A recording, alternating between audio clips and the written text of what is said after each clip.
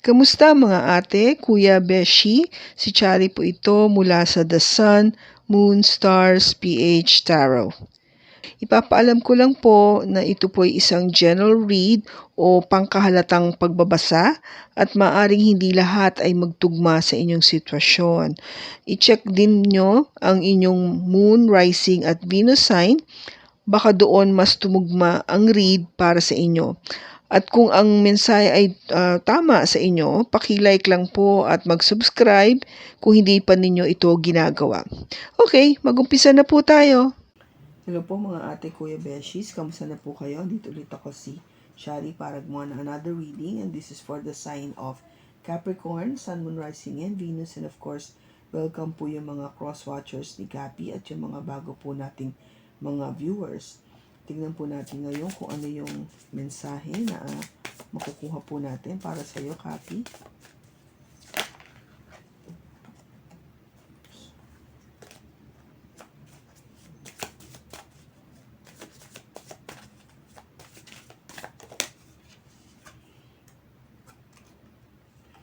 It says here, you feel like home. Tears. Others' opinion. Bottom niya is spoiling you.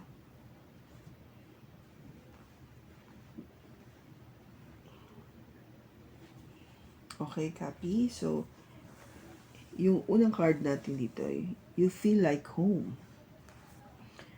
Being with you reminds me of simpler times. You bring me so much happiness and peace. Wow, ganda naman niya.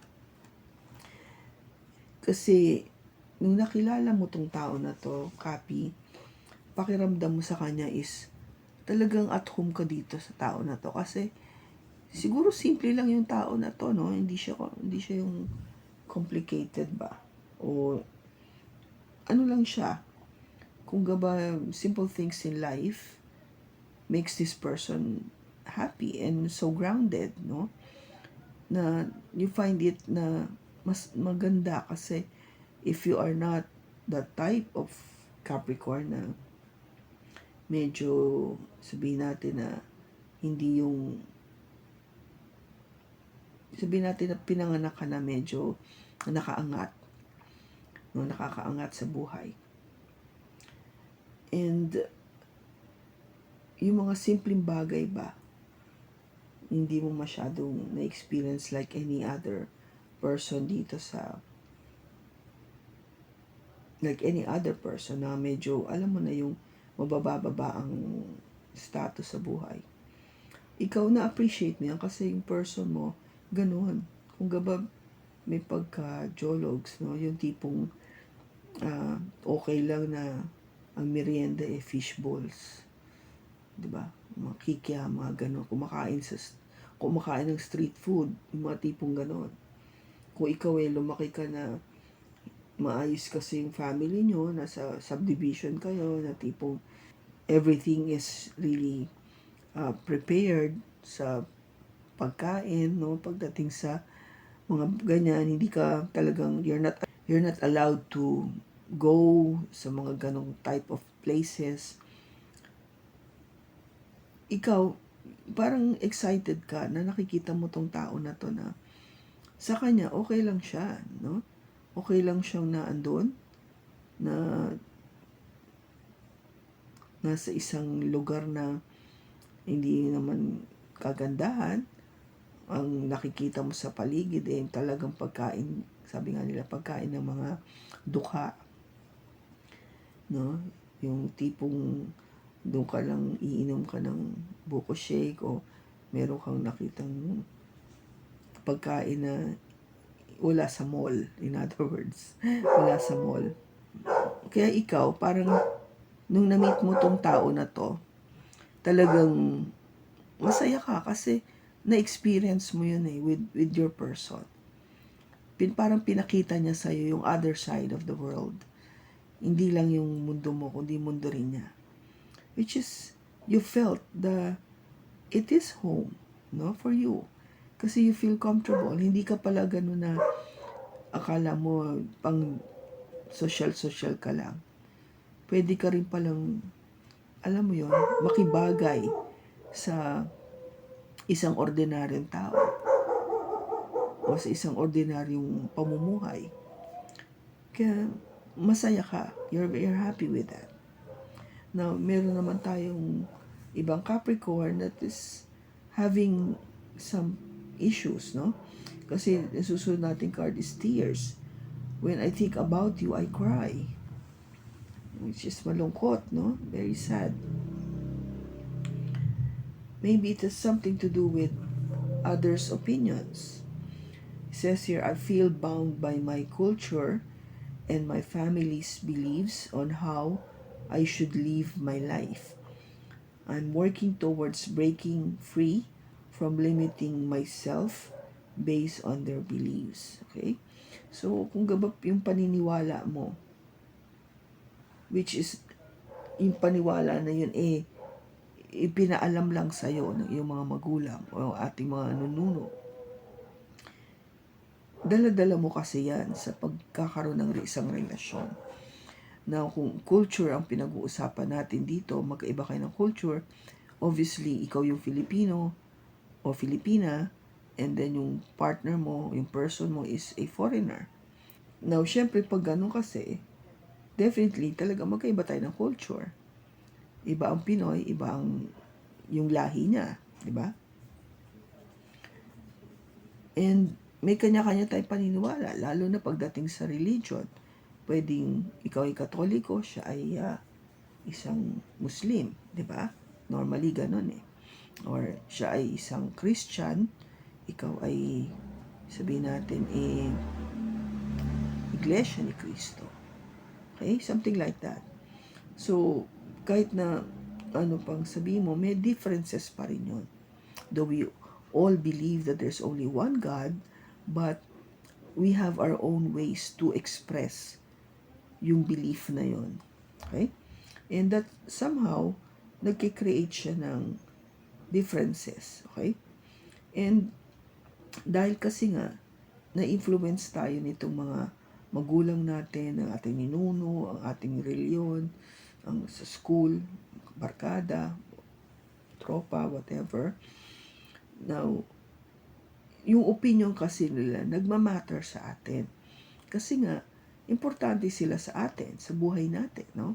They matter. So, ikaw, gusto mo makuha yung side nila pagdating dito sa person mo. Kasi, alam mo naman na eventually, siyempre, makakaano nila yan makaka-encounter nila yan. So, you wanted, to check if magiging accepted ba tong tao na to sa family ko o sa grupo ko, sa religion ko, tanggap ba niya to? So, merong nagmamatter sa yon. And somehow, yun yung parang tipong nakikita mo ng limitasyon sa ngayon.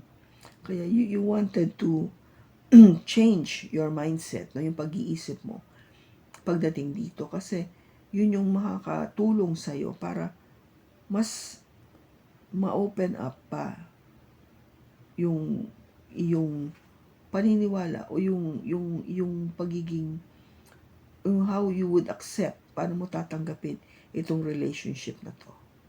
Kasi kung may kaibahan nga kayo pareho, di ba? You have to be open to their culture, and your person has to be open with your culture. Kasi yun yung first step natin para maging mas maganda yung takbo ng relationship, di ba? To understand and accept that you have these differences. Okay? Now, ngayon pa dito, spoiling you. Wow. I want to give you the good life.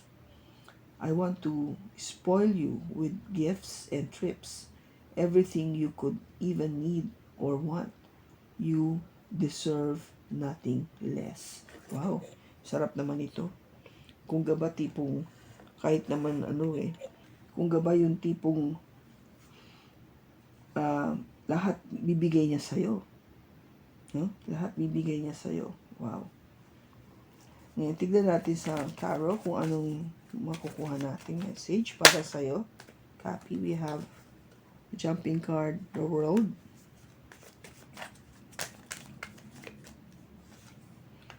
the Hangman, the Page of Pentacles, Justice, and the Hermit. Bottom niya is the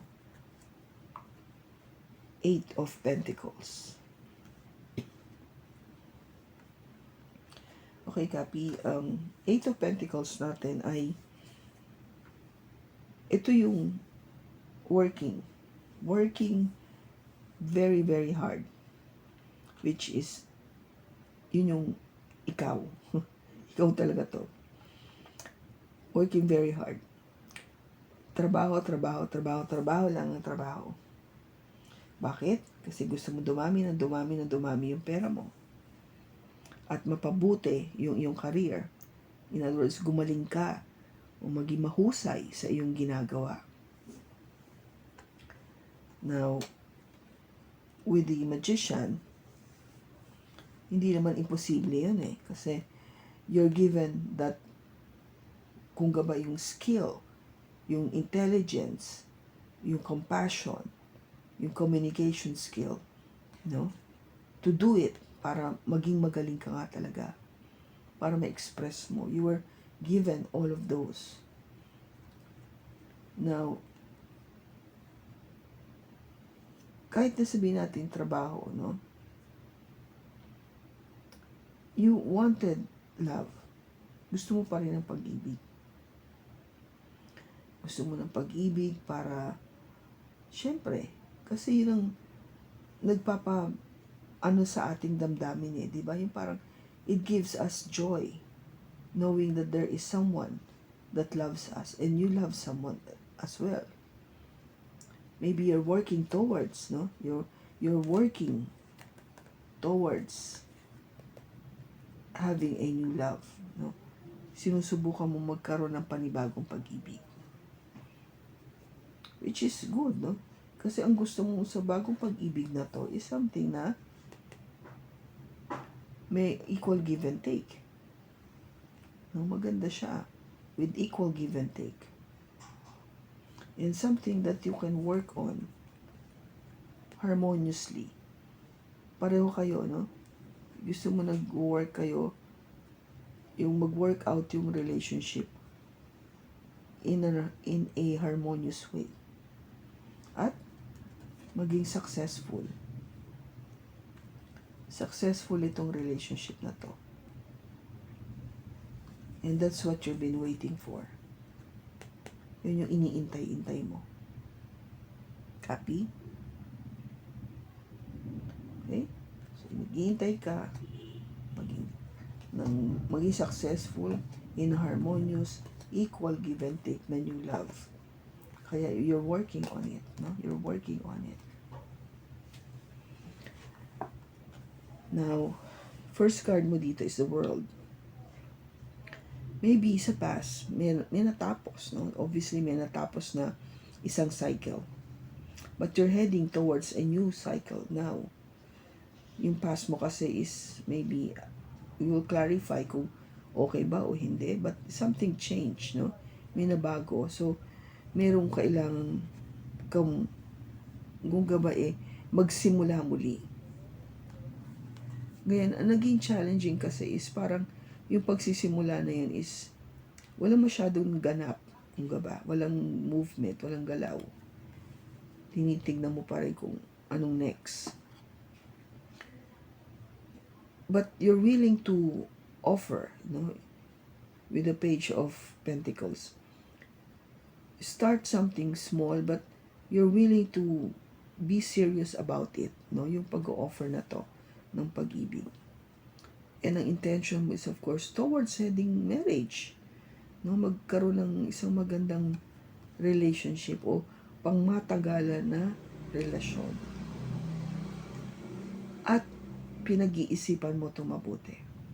You're trying your hardest to really think about itong path na to, itong pagdadaanan mo to.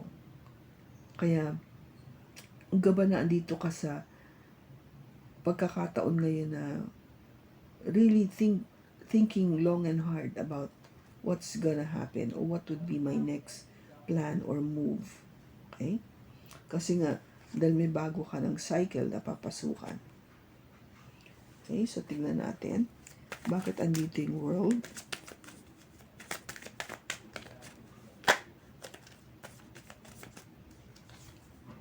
We have the Fool, the Page of Swords, and the Four of Pentacles. Yung banibago mong cycle dito, no? Talagang you will take that leap of faith. Magbabaka sakali ka dito, copy. Magbabaka sakali ka, you will take that risk, susugod ka, or you will, hindi ka matatakot. In other words, you will not fear anything, but you will just move ahead and move forward, okay? And you will really be, kung gaba, very wise about this, no? Talagang sige lang, and you will not hold on to anything na mag-i-stop sa'yo para hindi magawa ito. In other words, hindi mo na siya babalikan yung nakaraan, you will just move forward. Bakit andito yung Hangman?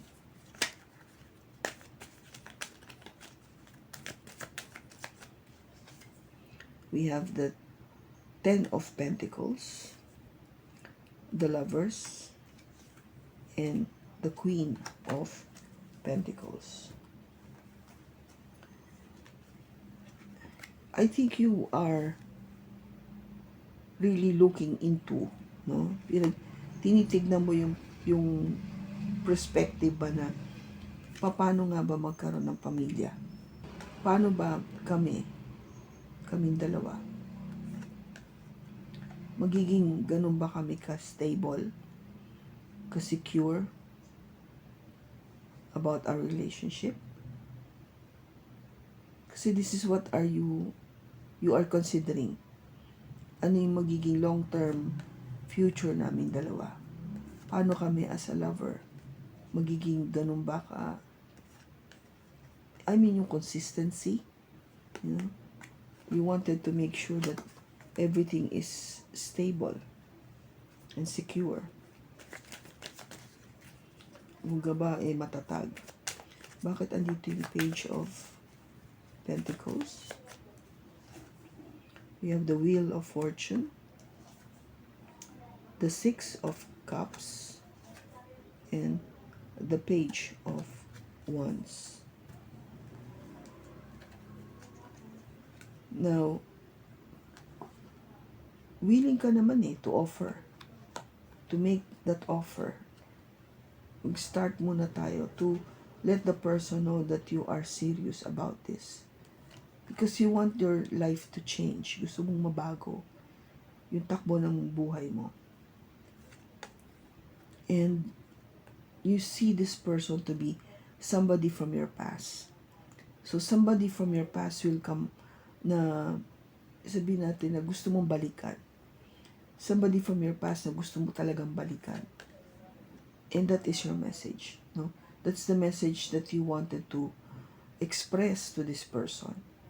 Na I know my life will change.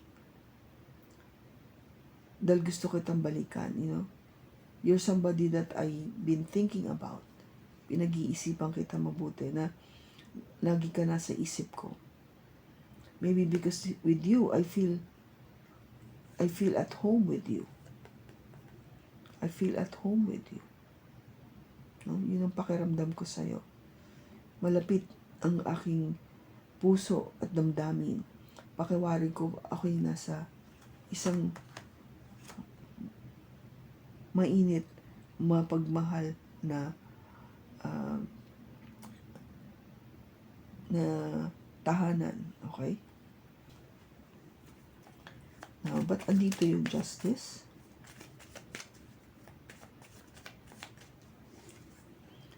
We have the Chariot, the Knight of Wands, at the King of Wands.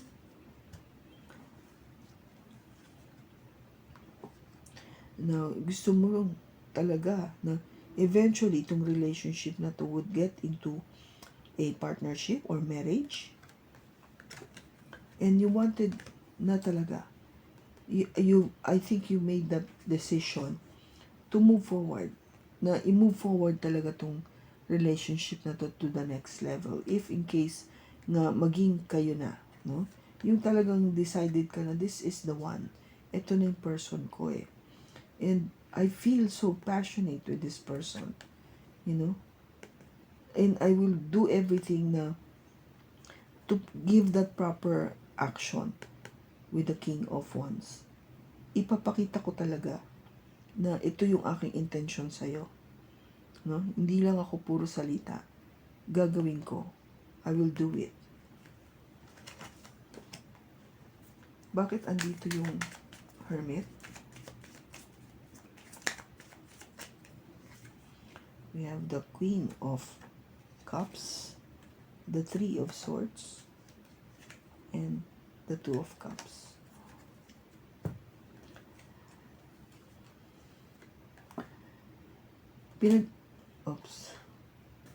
Pinag-iisipan mo to mabuti, Copy.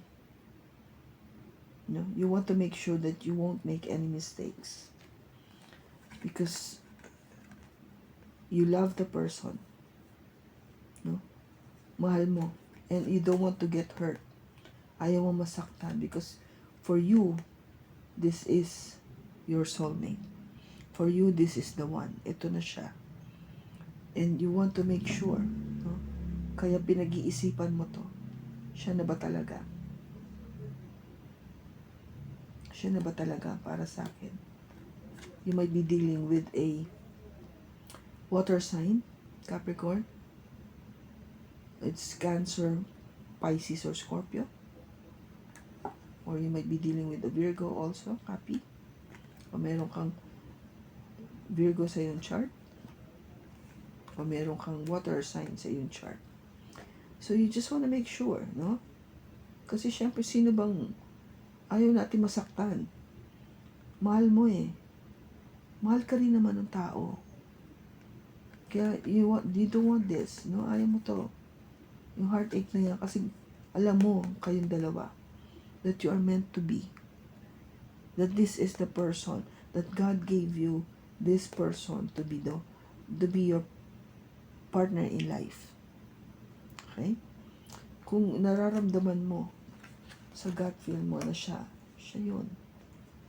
Pinag-iisipan mo lang mabuti kung ito na ba talaga. I think you know. I think you know it very well. Talaga. Tingnan natin. Kailan mangyayari ito? It says springtime. Wow, ang springtime na, di ba, is March to May.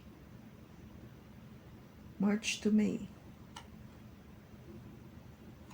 Springtime, malapit na. Kung natupad dito, I think you will be spoiling your person. No? Gusto mo ibigay lahat sa kanya. Kasi nga, alam mong siya eh. Siyang siya. Now, tignan natin kung ano pa yung message.